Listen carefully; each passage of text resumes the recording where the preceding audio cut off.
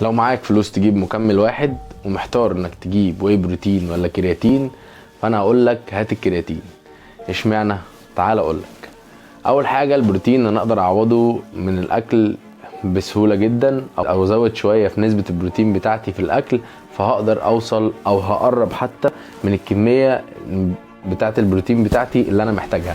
اما الكرياتين مش هقدر اعوضه من الاكل، لان الكرياتين موجود بنسبه قليله جدا في الاكل، وطبعا موجود بالاخص في الاسماك وفي اللحوم الحمراء.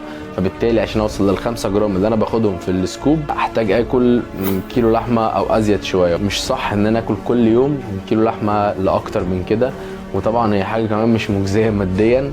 فبالتالي هيكون الحل الامثل ان انا اجيب الكرياتين مهما كان سعره كام دلوقتي، بس هو هيكون ارخص من ان اجيب كيلو لحمه كل يوم.